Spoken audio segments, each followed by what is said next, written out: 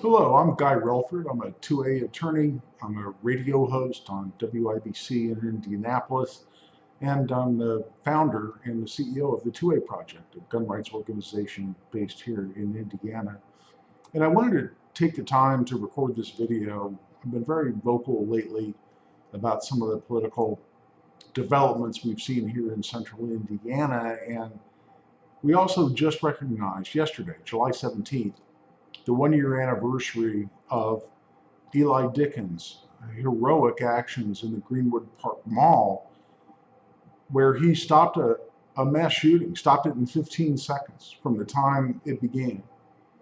And while three innocent people lost their lives, and we always need to focus on that and be mindful of that those three innocent people died that day, which is devastating, obviously, to their families, and we mourn that. Dozens and dozens more people would have died that day if not for the heroic actions of Eli Dicken. And let's talk about that a little bit. Who was Eli Dicken? Eli Dicken, one of the great things about my job is that, in representing people like Eli Dicken as their attorney, I often get to be friends with them. And I've gotten to know Eli, and I've gotten to know his family. And Eli's a great young man. He has a tremendous family around him, which explains a lot about who he is and how he conducted himself that day, July 17th, 2022. But what happened that day, Eli Dicken, again, a hardworking, honest young man, works as a mechanic. He was doing what a lot of us do. He was out looking for a meal with his girlfriend, longtime girlfriend, and they decided to stop in the food court at the Greenwood Park Mall. And shockingly to everybody there, a mass shooting broke out. And listen, I don't ever mention the name of mass shooters. They're looking for notoriety, they're looking for fame. They're not going to get it from me. But what happened here is a mass shooting broke out, and from the mass shooter's first shot to the time that Eli Dicken drew his gun, which he was lawfully carrying, concealed in a public place like the Greenwood Park Mall, he pulled his gun, and in 15 seconds from the beginning of that shooting till Eli ended it, total elapsed time was 15 seconds. And it's amazing to a lot of people. Look, I'm also a firearms instructor. I take a lot of training. I've trained at some of the best firearm training facilities all over the country. But I've never been in a situation like that. And I've never had to make the decisions that Eli had to make. And I've certainly never had to demonstrate the kind of marksmanship that he demonstrated, where in those first shots, again, 15 seconds after the mass shooting broke out, Eli made shots from 43 yards away. I know, I lasered it, and 43 yards. And Eli made those shots, and he ended that mass shooting. Though who was Eli? Eli was a law-abiding citizen who was lawfully carrying a concealed handgun in the Greenwood Park Mall. And the laws of the state of Indiana allow him to do that. And he happened to have a license to carry a handgun. There's some confusion about that, but he did. But even if he didn't, we had just passed, effective July 1 last year, constitutional carry. So even if Eli didn't have a license to carry a handgun, he would have been legal to have his handgun on him that day because of what we accomplished in the Indiana General Assembly in 2022. So looking back on that, and again, the bad guy, the gunman, had over 100 rounds of ammunition still on his person, on his body. He had a chest rig, as we call it, with 3 loaded 30-round magazines across his chest. And he still had multiple rounds in the magazine that he had in his rifle. And that's the situation when Eli ended the threat. A law-abiding citizen carrying a concealed handgun ended that threat in 15 seconds. And listen, I mentioned I go to training. I've been to multiple classes. In fact, I've been to 4 different classes in the last year out of the state of Indiana. Well, that's not true. One of them was hosted by the Lebanon Police Department. in Lebanon, Indiana. By the way, they do fabulous training up there, and they get some of the best instructors in the world that come through. But I've been to 4 different training courses, 3 of which were outside the state of Indiana, and in every one of them, at some point, the instructor mentioned Eli Dicken. And he said, listen, this is the power of the law-abiding citizen carrying a concealed handgun. This demonstrates that, look, yes, a good guy with a gun can stop a bad guy with a gun. Yes, it happens. Yes, it's real. And you'll hear anti-gun people all the time say, oh, it's a myth. It never happens. And they'll quote you these bizarre statistics. Oh, like 1 out of 100 shootings have ever been stopped, mass shootings, have ever been stopped by an armed citizen. Well, guess what? If an armed citizen stops them from becoming a mass shooting, then they don't go into that number. They don't go into that equation. And that's why it's so misleading. But that's what we're dealing with. And in Greenwood, right here in central Indiana, we had a heroic private citizen step up with a concealed handgun and save dozens and dozens of lives. And then what's amazing to me, and the point I really want to make in this video, is that less than a year later, 1 county up, this all happened in Greenwood, which is in Johnson County, just a couple of miles up the road in Indianapolis, we have our esteemed mayor, Joe Hogsett, decide that the way to curb crime in Indianapolis and Marion County is to actually inhibit the ability of law-abiding citizens to carry firearms. And listen, Joe Hogsett's biggest vulnerability right now, his biggest weakness going into this election, this November, is his history and his performance on crime. He ran on a tough on crime agenda. He said he was going to be his own public safety director, and he was going to take the oars in his own hand, and he was going to fight through, and he was going to lower the crime rate, the murder rate in Indianapolis and Marion County. And what's happened is almost every year, except the year that we passed constitutional carry, that we've set new records in Marion County for murders. I mean, they've ebbed and flowed just a little bit, but watch the line since Joe Hogsett became mayor. It's been a complete failure on crime. And we all know it. We all know that people are afraid to go downtown. We all know that people are afraid to go to the places they'd like to go, the wonderful restaurants and theaters and other places where we'd love to hang out downtown. Would you walk on the canal at night right now in Indianapolis unarmed? With all the muggings and including the murders we've seen on the beautiful White River Canal through downtown Indianapolis? I sure as hell would not. But that's what we've seen under the Hogsett administration. So the Hogsett administration, as a complete Hail Mary, because they know their vulnerability, they know where they're weak, they announced their plan to reduce violence in Indianapolis, which is simply to restrict the availability of firearms and the ability to carry a firearm by law-abiding citizens. They said, okay, well, we're gonna repeal constitutional carry within Marion County. Meaning, okay, you have to have a license. But hold on, they went back and said, in addition, we're gonna completely do away with concealed carry of firearms in Marion County. Completely, license or no license. Then we're gonna raise the age to buy any firearm to 21. Well, federal law already says to buy a handgun from a licensed dealer, you have to be 21. So apparently this applies to long guns, rifles and shotguns. And then we're going to ban the evil assault weapon, and that's going to keep people safe. So let's talk about what this proposal really is and what it's not. First of all, as the Hogsett administration has admitted, and as the Indianapolis City County Council has admitted, the city of Indianapolis can't put those regulations into effect. It's illegal. We have an Indiana Firearms Preemption Act that says specifically that local governments like the city of Indianapolis cannot regulate firearms. Now, there are certain exceptions to that, but none of them apply here. because they can't regulate the carrying of firearms, the possession of firearms, commerce in firearms. So if they're going to ban the sale of AR-15s, well, that's commerce in firearms. That's illegal. Can't carry a concealed firearm. Well, they can't regulate the carrying or possession of firearms. That's illegal. You're going to roll back constitutional carry? Same thing. So they can't do what Hogsett announced that they're doing. So why are they doing it?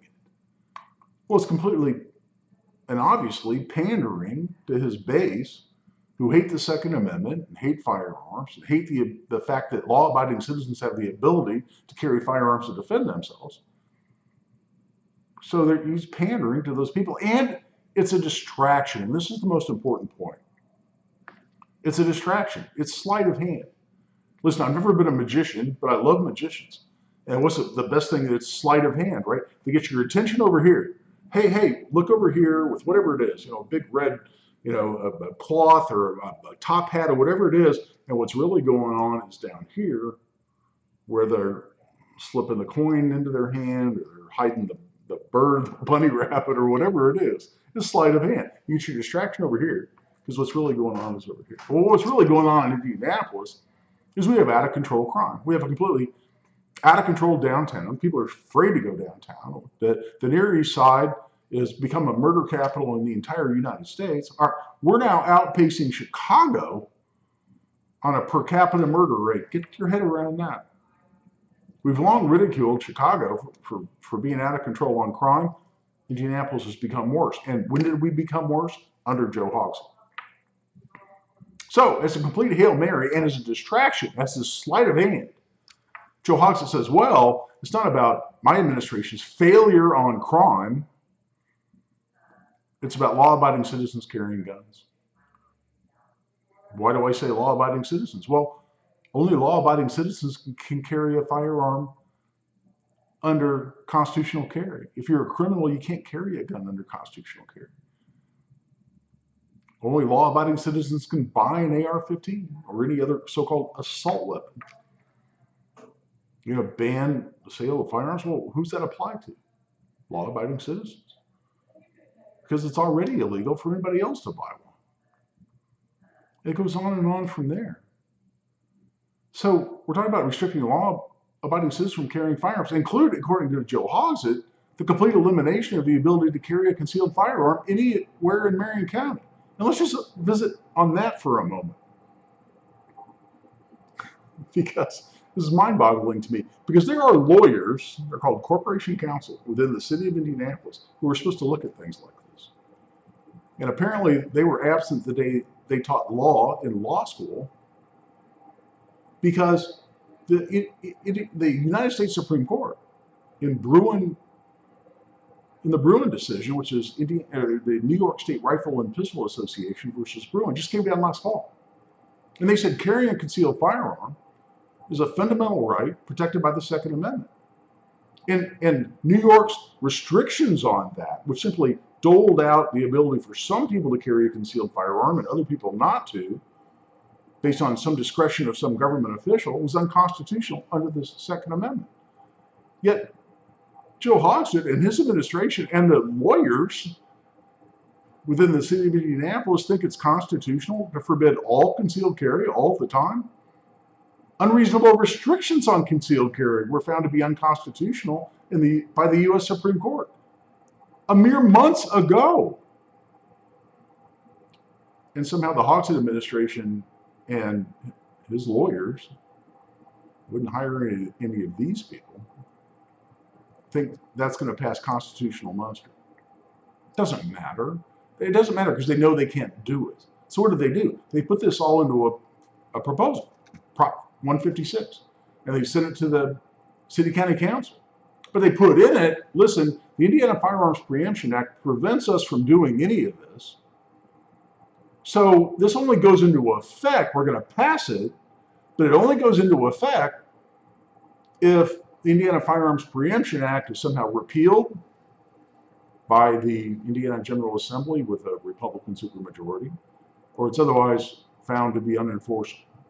So I don't know any legal basis for a court to find that it's unenforceable if the state wants to have that law preventing local governments from regulating firearms, they can have that law, and they've been upheld all over the country.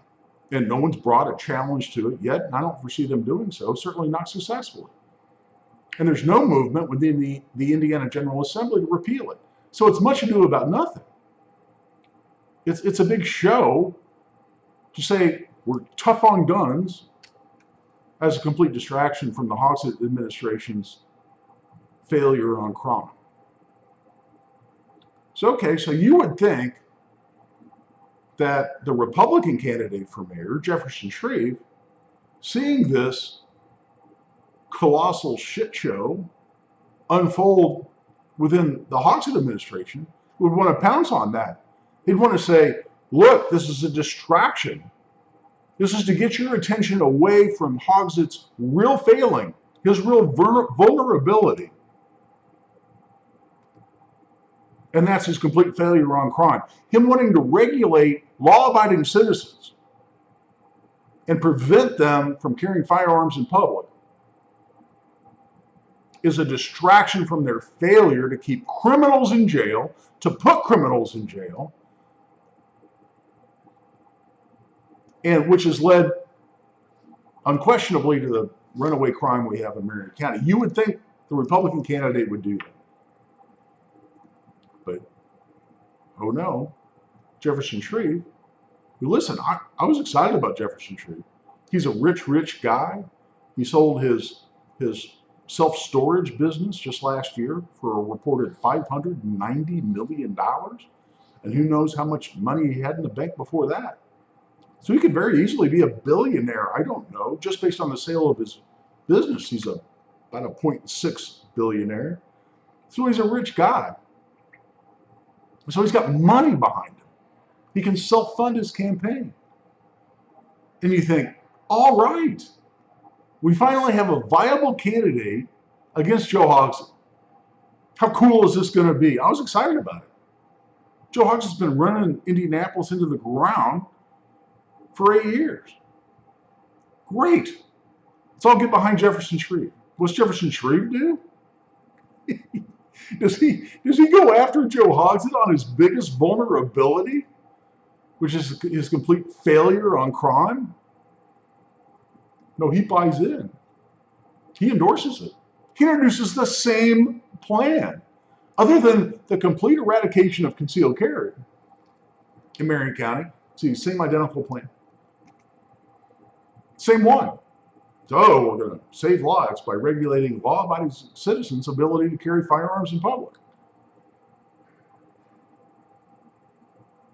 And let's review a very important point here, which is whether it's Hogsett's proposal or Shreve's proposal, it's the same proposal, by and large. The city of Indianapolis can't put anybody in jail. They can enforce state law, and prosecute state law. They can incarcerate people, but they can't create a new law or regulation that puts somebody in jail. Under the Indiana Constitution, that's not how that works. All the city of Indianapolis can do, all the city county council can do, under the direction of the mayor, is to pass an ordinance, and all an ordinance can do is fine you. Can't put you in jail. And the maximum penalty for an ordinance violation in Marion County, in the state of Indiana, is a $2,500 fine for a first offense. So here's the argument from both the Hogsett campaign and now the Shreve campaign.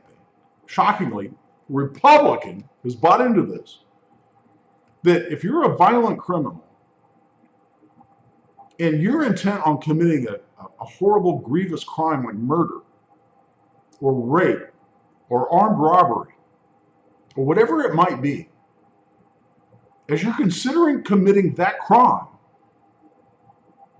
where you're not afraid, let's talk about murder, you're not afraid of 60 years in prison, or potentially, with aggravating circumstances, the death penalty. You're not afraid of 60 years in prison, you're not afraid of the death penalty, or in the case of a mass shooting.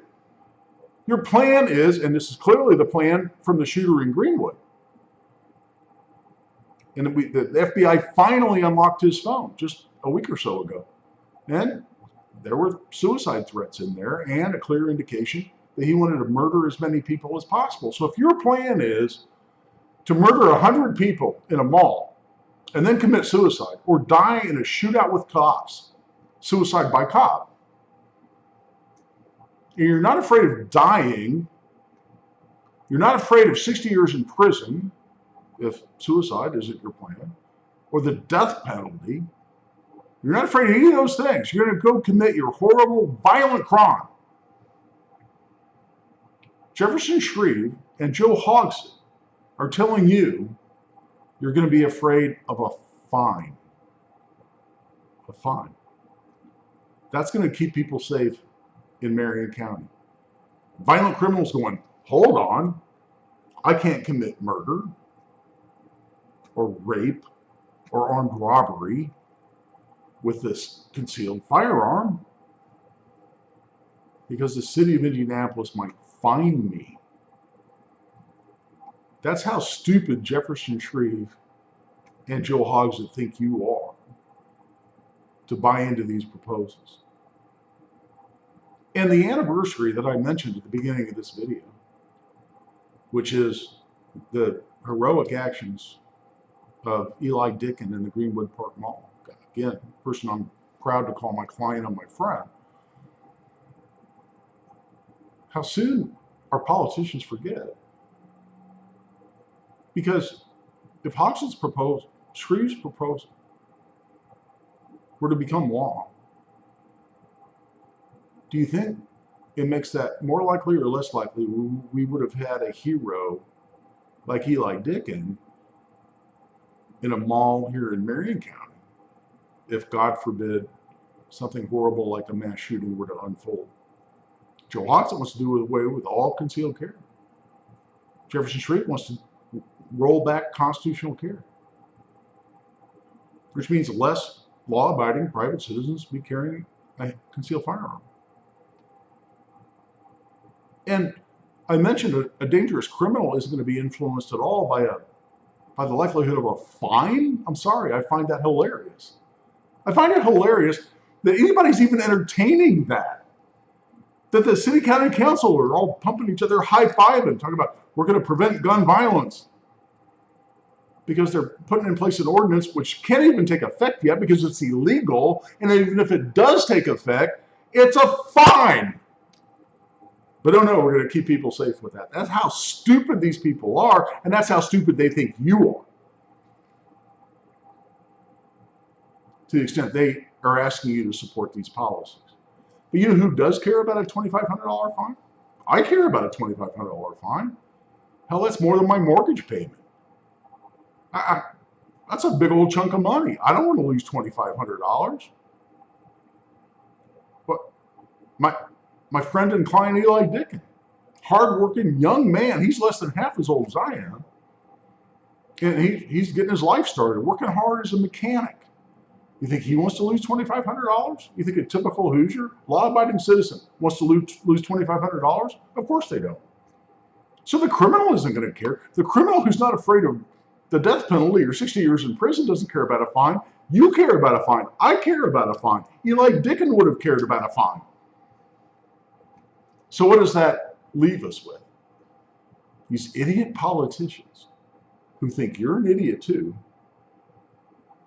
want you to believe we're all going to be safer if we prevent the next Eli Dicken from being a hero and saving lives. And they think criminals are going to be influenced by the imposition of a fine. It's mind-boggling to me. And you need to put all that together and understand how we're being treated as voters. And again, I don't live in Marion County. I can't vote in Marion County. I put out on social media, hey, vote for me. Write my name in Marion County. That's not an actual bid to become mayor. I don't live in Marion County. I'm not eligible to be mayor. To me, that's a big way of putting the middle finger up to Jefferson Shreve and Joe Hogsett. Because everybody knows I'm a gun rights advocate. The Shreve campaign's already come after me. His brilliant strategist who came up with all of this, apparently, a guy named Mark Levers, went after me in an article published this last week, saying I'm preaching a gun religion because I defend the Second Amendment, because I respect the Constitution. I'm preaching gun religion. Does that sound like a Republican to you? Or does that sound like Barack Obama talking about how middle America clutches to their guns and religion?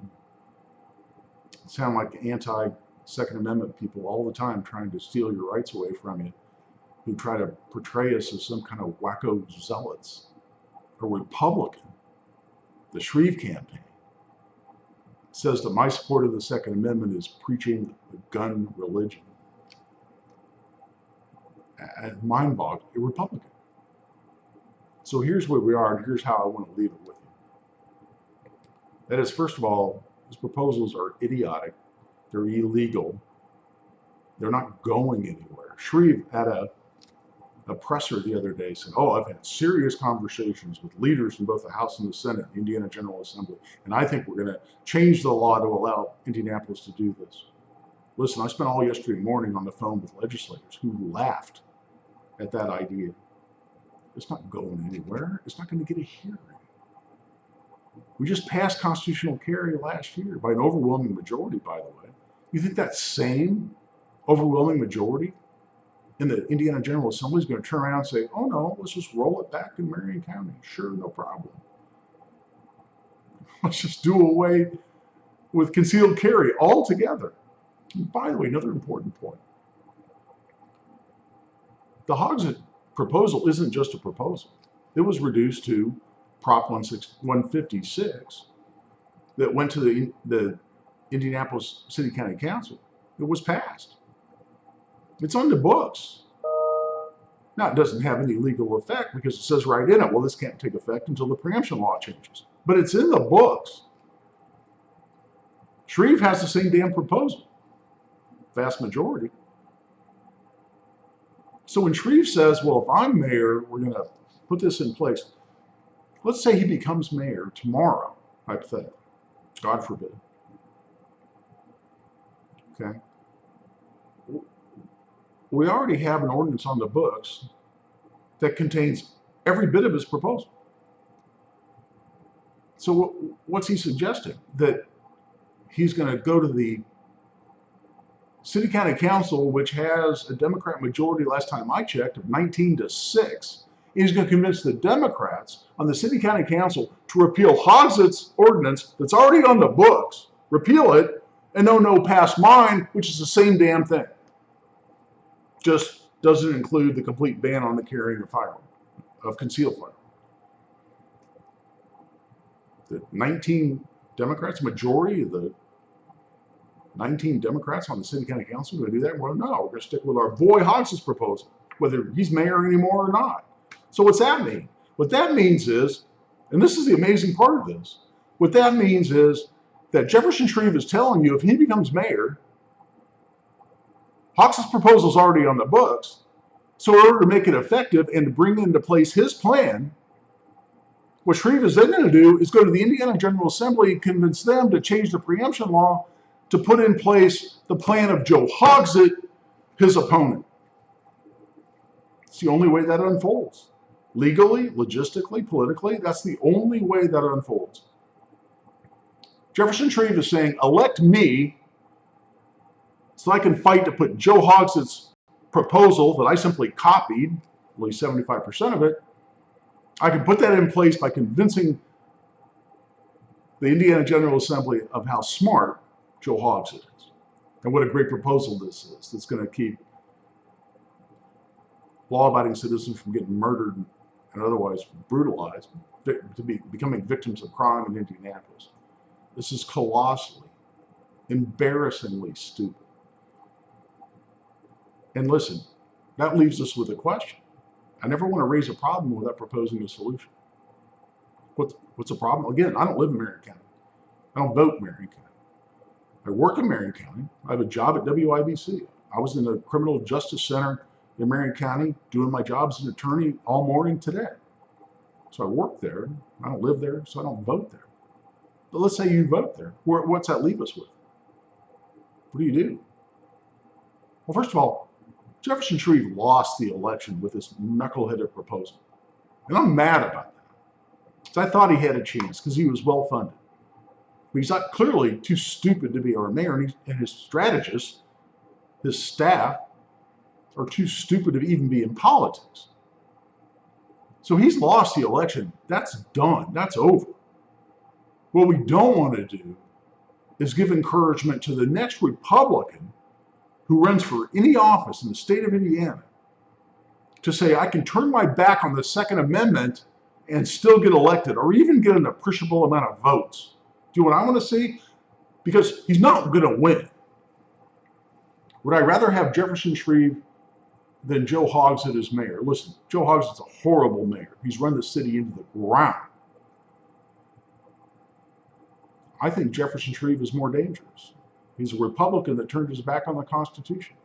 He's a Republican that pledged his support for the Second Amendment when he last ran for political office, state senator, earned an A rating based on how he filled out a questionnaire for the NRA, meaning he was going to support the Second Amendment. He was going to oppose the Sullivan ban. He was going to support constitutional carry. He lied. He turned his back on all of that. He walked away from it. Electing a guy like that is worse than 4 more years of Joe Hogsett, as god-awful as Joe Hogsett is. Jefferson Shreve is worse. He's more dangerous. He's worse, not just for the city of Indianapolis, he's worse for the Republican Party. He's worse for this country. So listen, what I'm encouraging people to do is write in a candidate. Don't vote for Shreve, don't vote for Hogsett. Write in a candidate. You know, write in me. Again, I can't be mayor. I don't live in Marion County. Abdul Hakim Shabazz, my friend, who did run for mayor this year. And you know what? My speculation is, if Shreve would have announced this anti-Second Amendment gun plan of his, Abdul would have won the nomination. Write in Abdul Hakim Shabazz. That's a better idea. I'd like to see Abdul be a couple thousand votes behind Shreve when the election comes. I'd love to see him beat him. That's probably not feasible with him being the Republican nominee. But send a message. Send a message that it's not okay to be a Republican and turn your back on the Constitution, generally, and the Second Amendment specifically. Send a message. Don't let these sons of bitches tell you they're going to keep you safe in Marion County by prohibiting law-abiding citizens from exercising their Second Amendment rights. That's not okay. And we need to send that message, and we need to send it strongly. And we're going to do that in the polls in November. So you got any questions, you can always contact me. I'm on Twitter a lot, at Guy Relford. I'm on Facebook. And always, again, I talk about these issues on WIBC, so look that up as well. But I thank you for watching this. I feel passionately about this. I really thank you for watching.